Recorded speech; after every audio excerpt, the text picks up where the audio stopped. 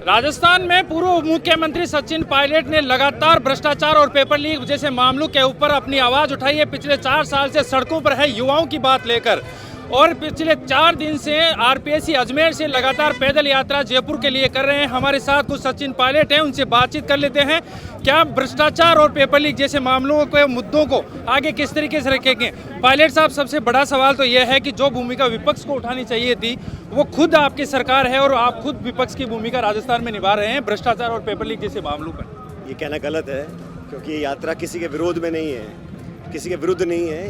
ये करप्शन के खिलाफ है, भ्रष्टाचार के खिलाफ है। भ्रष्टाचार इस देश प्रदेश को दिमाग की तरह खा रहा है, और करप्शन की वजह से ही लगातार पेपर लीक होते रहते हैं और फिर पेपर कैंसिल होते हैं। आप सोचो, जिन परिवार के लोगों ने, माँ बापों ने पैसा इकट्ठा करके 50,000 लाख रुपए इकट्ठा किया, कोचिंग के पैसे दिए, ट्यूशन के पैसे दिए, किराए के मकान लिए, किताबें खरीदी, बच्चों ने तैयारी करी, 20-20 लाख, 25-25 लाख बच्चे पेपर दे रहे हैं, वो लीक हो जाए, फिर कैंसिल हो जाए, उन पे क्या बीतती होगी? कोई ओवरेज हो रहा है, वो गरीब परिवार के लोग तो परेशान हो जाते हैं बहुत ज़्यादा। तो उनके अरमान टूटे नहीं, व्यवस्था में उनका विश्वास कायम रहे, इसलिए उनको साथ लेना ज़रूरी है। और करप्शन का इशू, हम जब कांग्रेस में विपक्ष में थे तो मैंने अशोक गहलोत जी ने हर मंच पे, हर सभा में इस बात को बोला कि वसुंधरा जी ने करप्शन किया है। खुद अपने मुंह से कहा, ज़मीन घोटाला, शराब घोटाला, भू माफिया, बजरी माफिया, खान माफिया, सारा हमने बोला।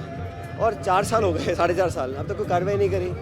मैंने आज मैं सो के नहीं जागा, मैं 1.5 साल से पहले से चिट्ठियाँ लिख रहा हूँ कि आप गृह मंत्री भी हैं, मुख्यमंत्री हैं, आप कार्रवाई करनी चाहिए।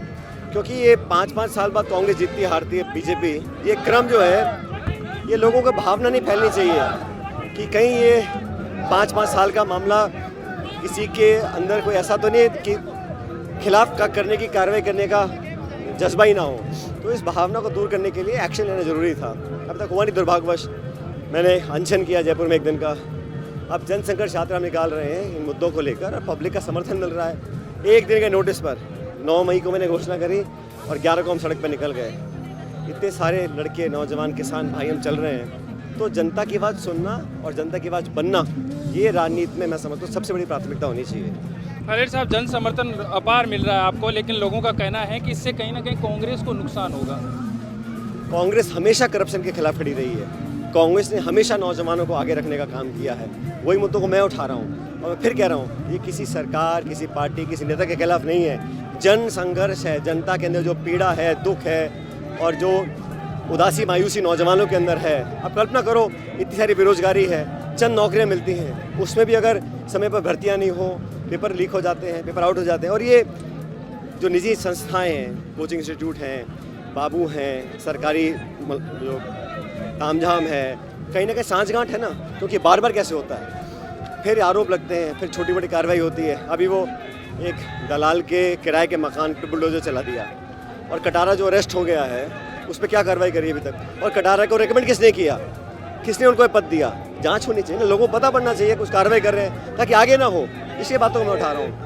राजस्थान के मुख्यमंत्री एक तरफ जहां वसुंधरा राजे के लिए कह रहे हैं कि सरकार बचाई, वहीं पर अपने ही विधायकों पर आरोप है कि 10-10 करोड़ लिए, कहीं भरोसे का संकट है?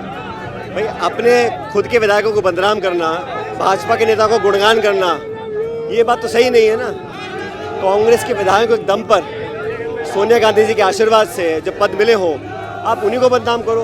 25 सितंबर को सोनिया गांधी जी, कांग्रेस अध्यक्षा की जो बेइज्जती हुई है, जो इज्जत को तार-तार किया है, उसका क्या परिणाम निकला? कोई कार्रवाई नहीं करी। सोनिया जी ने कहा 25 तारीख को कि 2 खड़गे जी और माकन जी वहाँ पे जा रहे हैं विधायकों की मीटिंग करने। मीटिंग ही नहीं हो पाई। जिन्होंने मीटिंग नहीं होने दी, उनको नोटिस दिया, उसके बाद क्या कार्रवाई करी? तो अनुशासन सबके लिए है, ऐसा नहीं है कि सिर्फ एक तबके के लिए। और गुटबाजी की बात जो करते हैं, उनको समझना पड़ेगा, गुटबाजी 25 तारीख को हुई थी। जब से हमारा समझौता दिल्ली में हुआ, स्वर्गीय अहमद पटेल जी इस बात को जानते हैं, हमने उसके बाद हमेशा पार्टी के लिए काम किया, मजबूती थी हर जगह। लेकिन ये बार बार गाली देना, आलोचना करना, आरोप लगाना, बदनाम करना, जिल्लत करना, बेबुनियाद बातें करना, इससे ना तो जनता का भला होगा ना सरकार का भला होगा। इसलिए मेरा आग्रह है कि हम सबको साथ लेकर चलें, जो मुद्दे हम उठा रहे हैं उसका संज्ञान लें और कार्रवाई करें। आखिरी सवाल, राहुल गांधी, प्रियंका गांधी की मेहनत रंग लाई है। कर्नाटक में इलेक्शन, आपने अपार जन समर्थन वहाँ पर जुटाया है, आगे क्या पूरे देश में? हमने आरोप लगाया भाजपा सरकार पे, 40% कमीशन सरकार है। और वो आरोप चिपके, लोगों ने समझ लिया कि भ्रष्टाचार करा सरकार ने, इसलिए जनता कांग्रेस को वोट दिया। वही हम राजस्थान में किया था, लेकिन कार्रवाई क्यों नहीं करी, ये सवाल उठता है।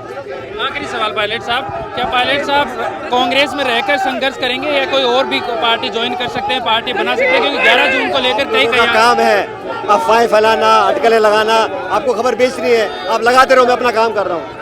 ये थे सचिन पायलट, जिन्होंने कहा कि किस तरीके से राजस्थान में जंग संघर्ष यात्रा को अपूर्व समर्थन मिल रहा है और आने वाले समय में जो कर्नाटक में देखने को मिला वो पूरे देश में देखने को मिलेगा।